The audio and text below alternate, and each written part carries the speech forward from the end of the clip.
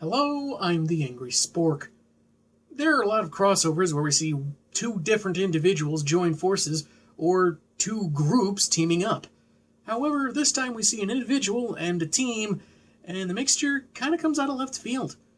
I'm taking issue with Superman Gen 13, a three-part story before any of these characters ended up sharing a universe. Let's start with issue number 1 and see if this comic makes us want to turn the page, or turn our heads.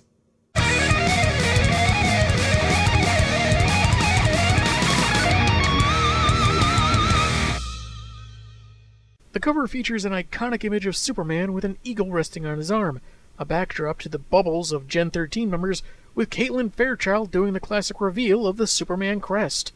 She's either ready to fight crime or heading to a comic book convention, I'm not sure which. Written by Adam Hughes, with art by Lee Bermejo, John Nyberg, and Guy Major, the first page is a splash of Roxy, Grunge, Rainmaker, and Burnout, all asking the same single-word question. Metropolis? Yes, that's the German silent film we're watching for movie night. Were you expecting the anime from 2001? Because there still wouldn't be any magical girls, holographic card monsters, or energy blasts.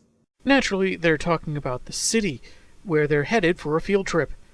Since they can never agree on where to go, they take turns picking, and this was Fairchild's call. And we get this flashback panel of her as a little girl being laughed at while reading a science magazine about Superman, with little hearts floating above her head. Those hearts are a sign of a serious medical condition. Those kids should be calling a doctor instead of laughing. But most kids are little sociopaths, so they'd probably continue laughing anyway.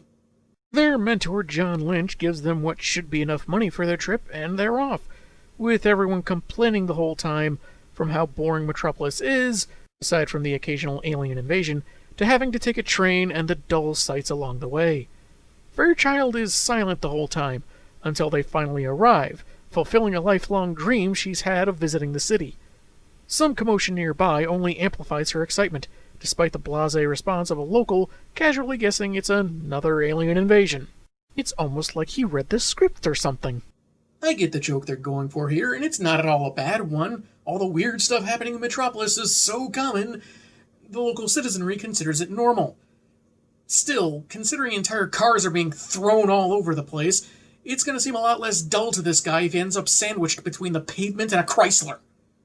Or a Toyota, if you prefer. Kate enthusiastically guides her friends towards the source of the chaos, where a bunch of people are gathered despite, again, entire vehicles being tossed this way and that. And after a casual Lex Luthor cameo, we see what's going on.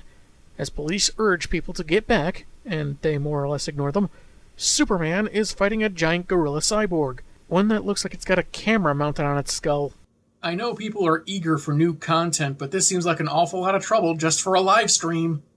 The ape is punched into a building, causing it to drop a car it was holding. It plummets toward the crowd, one person screaming that they're going to die, only for the Man of Steel to catch it, while calmly stating, "No." I don't know if it has anything to do with the previous decade's attempts to make Superman more edgy or to deconstruct him, but there's something uncomplicated but very powerful about that quiet defiance of letting anyone die. It's not grandiose, it's not boastful, but it is pretty darn refreshing. Even if it is from a comic from the year 2000. Caitlin insists on getting a closer look, bypassing police just as the ape decks Superman, sending him unintentionally flying, including a collision course with the young redhead. A few blocks and several buildings later, Supes dusts himself off, noting how that punch actually seemed to hurt him a bit, then notices Fairchild. I guess he super hears a heartbeat that explained this close-up of his ear, and he quickly x-rays her to find she's not hurt, which is good, but he still has a primate to deal with, so he blankets his cape over her with the intent of checking on her later. Figuring their super-strong teammate will be fine, the rest of Gen 13 decide to confront the ape, with Grunge crashing through its eyeball and finding a brain in a jar, connected to various wires and machinery. It activates an emergency ejection system and rockets away faster than Burnout can pursue.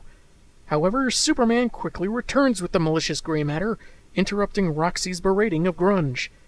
Meanwhile, Caitlin is wandering the streets, apparently with a headache and amnesia. What's going on?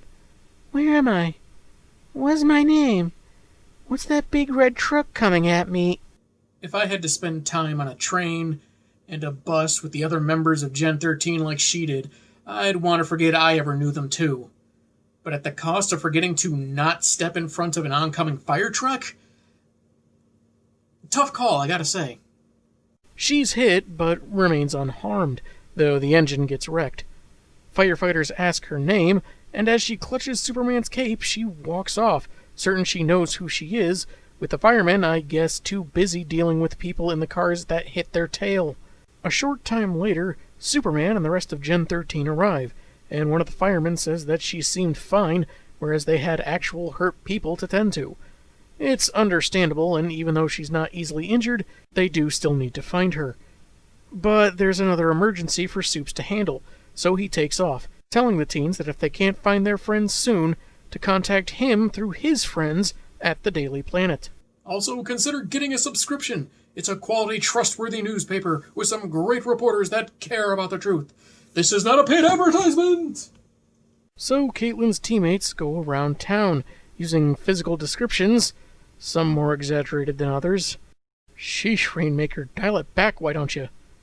Others using intimidation, and Grunge getting some grub. It's funny because he's obviously a terrible person.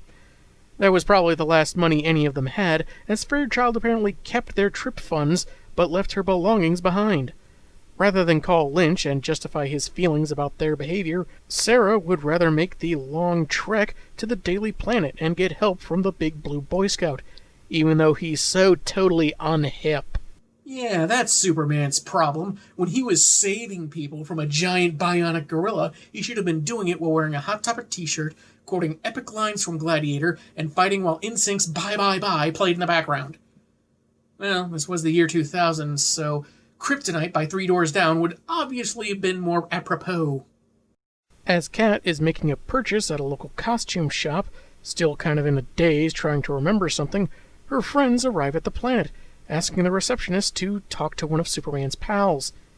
Feels kind of quick since they were complaining about the journey a couple pages before, but considering a couple of them can fly and probably carry the ones that can't, that'd sound like a more effective means of travel while trying to find their missing ally.